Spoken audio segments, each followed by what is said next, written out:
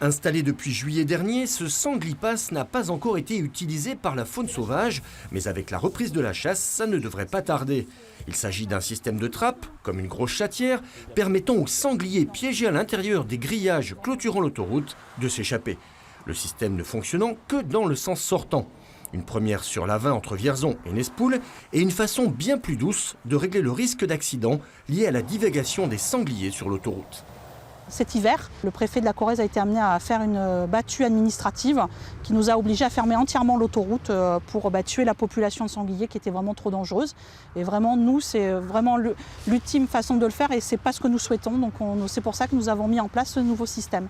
2 sanglipasses ont été installés des deux côtés de l'A20 à Saint-Ibard. Un emplacement sélectionné avec l'aide de la Fédération de chasse. Cette dernière a inspecté l'ensemble des clôtures et choisi l'endroit le plus judicieux. Des chasseurs heureux de l'initiative, mais qui voudraient aussi traiter le problème en amont. Notre philosophie, c'est les empêcher de rentrer et de se reproduire. Donc les empêcher de rentrer, c'est un bon grillage. Ici, sur Saint-Ibard, ça peut aller. Le problème, c'est la portion Brive-Noailles, où là, malheureusement, le grillage est déplorable. Et les empêcher de rentrer, et quand ils sont dans l'enceinte, les empêcher de se reproduire dans les ronces et le maquis qu'il y a dans l'enceinte de l'autoroute. Si l'expérience est concluante, d'autres sanglipasses pourraient être installés.